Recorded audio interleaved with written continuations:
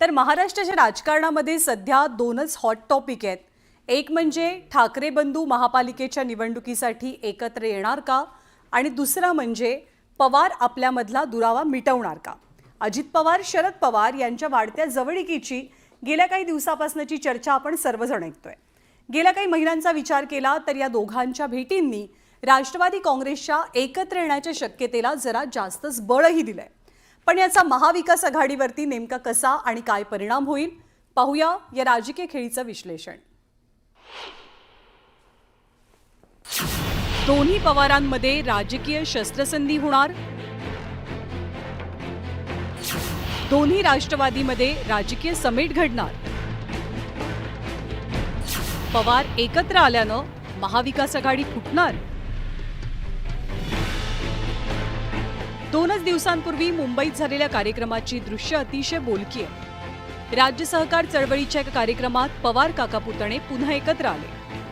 जेमतेम वर्षभरापूर्वी सार्वजनिक कार्यक्रमात एका मंचावर येण्यास जाणीवपूर्वक टाळणाऱ्या आणि एकमेकांच्या विरोधात निवडणूक लढवणाऱ्या दोनही पवारांमधला अवघडलेपणा आणि राजकीय विरोध आता बऱ्याच अंशी निवळलेला आहे।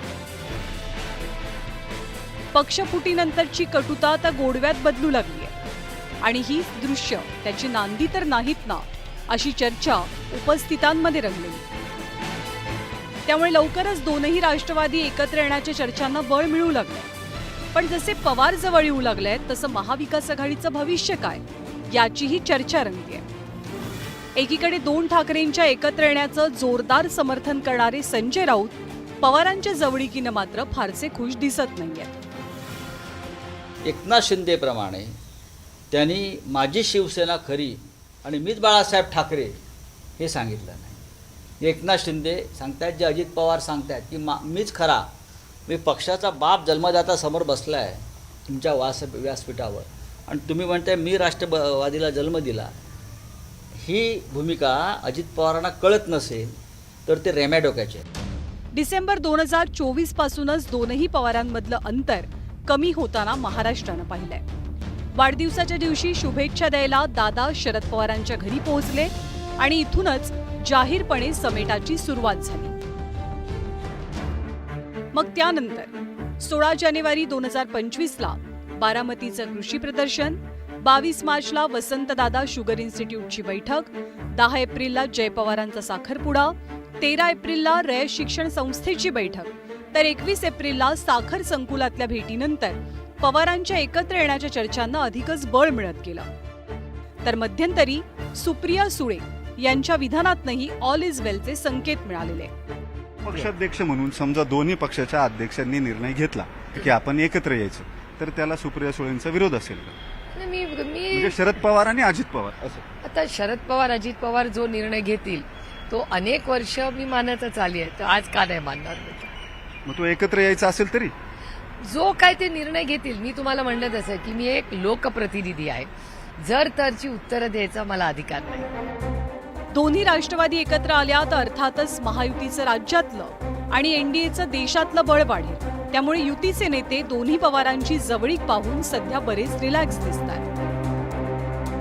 अशा प्रकारच्या चर्चा पवार फॅमिलीच्या बाबतीमध्ये नेहमीच होतात, पण पुढे जाऊन ते मटेरियलाइज नाही होत, म्हणजे प्रत्यक्षात येत नाही। आताही जी सारखी चर्चा चालली आहे की अजितदादा, सुप्रियाताई, शरद पवार एवढा त्यांचा पक्ष आहे।